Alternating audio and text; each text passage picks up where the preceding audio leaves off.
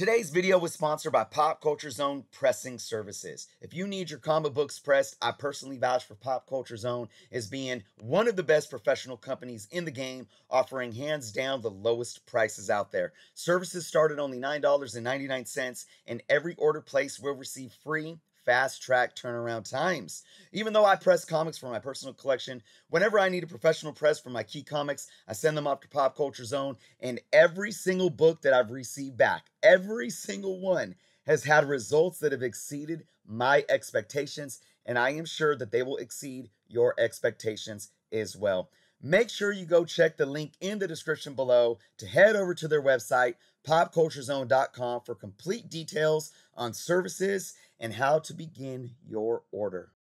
What is going on, everyone? Chris with Journos Comics and Pop Culture. A fun video today. We're going to be discussing an interesting topic where I want everybody watching to chime in the comment section. Before we get into it, if you aren't subscribed to the channel, please take some time to do so. I'm going to check out all the links in the description below as well. So let's get into this topic of discussion. Buying comic books or buying a comic lot from an individual off of an online marketplace, and then ultimately the comic book collection that you agreed to purchase goes to someone else. All right, here we go. Here's the details, and I want to hear what you all think of this. I'm going to give you my opinion as well. So you're browsing on Facebook Marketplace, or, you know, it could be honestly any marketplace online. Maybe it's a Craigslist ad. Who knows? It's a local seller. They are about 45 minutes away, and they have a nice short box or so of comic books. They have a price that is, you know, looking good to you. You see the pictures. You're like, okay, this is nice. You inquire about this collection. You hit them up saying, hey, I'm definitely interested in this. Of course, you want to ask the right questions. How many books total? What are, you know, what's the estimated grade? Do you have any more pictures? And you talk back and forth, and you get all of these questions answered. And you come to a point to where you agree on a price. You're like, this is worth it for this much, right? And you said, okay, I am 45 minutes away. And the individual says, it's first come, first serve. And let me actually let it be known that this individual says it's first come, first serve before you even started asking questions, right? But then you start asking all the questions that I talked about, grades, condition, etc., more pictures. You get all that. You're saying, you know what? This is a fair price. I'm going to come right now for X amount of dollars. I'm leaving right now. Give me about 40. What's your address? 45 minutes. I will be there. Okay? You're excited. You're like, man, this is a really nice deal.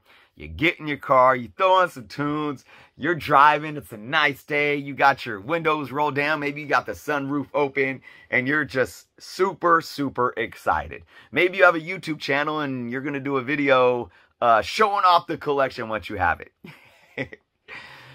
You drive 45 minutes, you get there, you pull up, and you text the individual, hey, I'm here, I'm right outside. And the individual responds back saying, sorry, I sold it to somebody already. Sold it to somebody else already.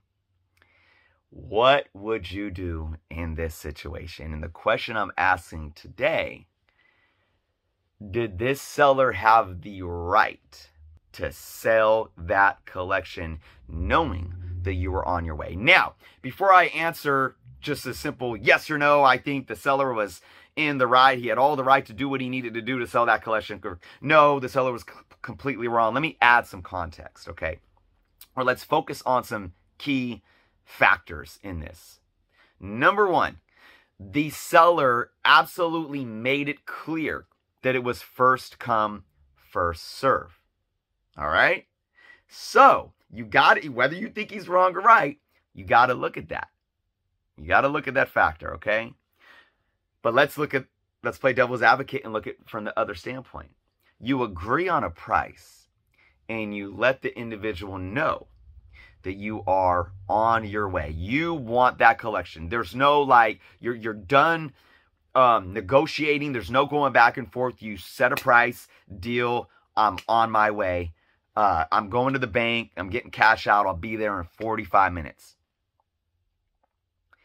you got these are two very important things from both sides, from the buyer and the seller. All right. So ultimately, I do believe, and I'm going to tell you guys, this did not happen to me. I'm throwing this out as a hypothetical. I believe that both parties could be partially in the wrong, but I do believe there is more wrong on the side of the seller. Now, let me explain, because as a seller, as a businessman, I'm all about the seller has the right to make their money. Like, it's not, even if somebody, especially via online, even if somebody says I'm on their way, that doesn't mean that they're still going to show up. I've had that happen. There's been plenty of people that said I'm on my way, and then, you know, you never hear from them. You're texting them 2 hours later, like, what's going on? I thought, you know, I'm holding this for you. Oh, my car broke down, or, you know, I had second thoughts. We're like, come on, man. Like, I was sitting here holding this for you. What the hell? I could have sold it to somebody else. That is valid. It's absolutely valid. Okay. But the seller is in a position that is going to put this possible, you know, buyer in a situation where they're keeping their word, and then they show up and then they're screwed and there's nothing there. So this is what I would do in order to avoid it from both parties, right? If you are a buyer, you want to make sure you communicate to that buyer, like, look, I know you said first come, first serve, but I'm about to drive 45 minutes. I'm not just hopping on the freeway and going down a couple of exits, or I'm not just hopping down the avenue and driving a few blocks. I am literally driving a good distance to pick up this collection. I know you said first come, first serve, but knowing that I'm coming, can you hold the books for me? All right. You can even like take a picture of showing the money, the cash that you got out of the bank, if that helps the buyer know that you're serious. Another thing that you might be able to do is do a PayPal deposit, or even a Venmo, because and as a buyer, as a services, not a friends and family, but as a you know, purchase and services purchase, because that money is protected. So you could say, okay, send me $50. I want the rest cash, but send me $50. Send me like a $50 down payment that's protected through PayPal, so I know that you're going to come. And if for some reason, as the buyer, you drive and you don't, something happens, the seller sells it to someone else, you can then petition that with PayPal and get your money back. All right, so those are two ways. Now, I do think that's extreme, sending it. Like, if I was a seller and we're communicating like, okay, I'm holding it for you, you're coming, right? I would give them the benefit of the doubt, right?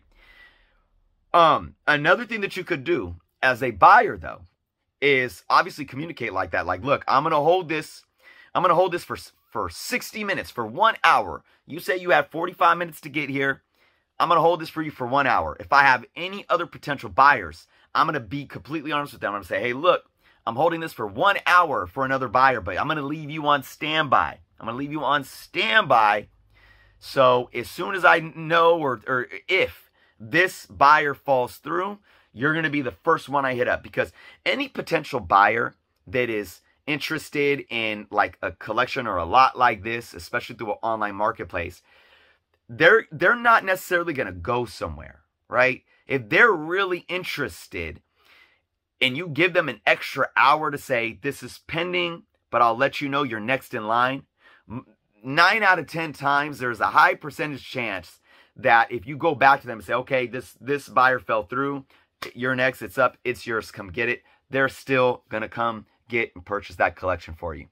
So, again, to answer the question, I can't really point a finger at anybody in this situation without knowing the facts. Now, if it was specifically communicated, like I said, and all of those key points were communicated beforehand, and the buyer still left, and the seller sold that collection from under their nose, driving that 45 minutes, that seller is in the wrong. That's bad business. And if you are a seller that ever has a a lot to sell or you're selling again, especially on Marketplace, or if you're selling in these Facebook groups, these Facebook marketplaces that are like private groups for comic book sellers, people are going to put you on blast. They will put you on blast, and it's going to be harder for you to have a positive reputation moving forward, right?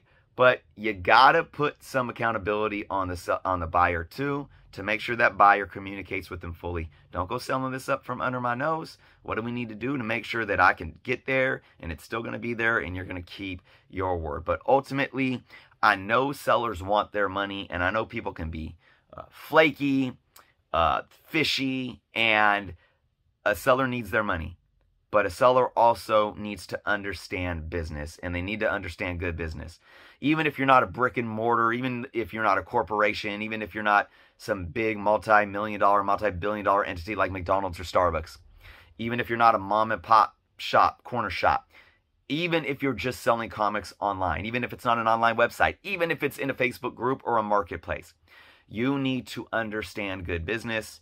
And if everything was communicated properly, and that individual drove 45 minutes with the money to buy that collection on a price that you guys set, and you sold it up from under their nose just because somebody else could get there a little quicker, that's bad business. And I never, never recommend doing anything like that if it was you in that situation. I want to know your thoughts in the comments below. Who do you think was in the wrong? What type of communication or factors do you believe need to happen to hold each party accountable for a situation like this? Love to hear your thoughts in the comments. Again, if you're not subscribed to the channel, guys, please do so. Be well, and until next time.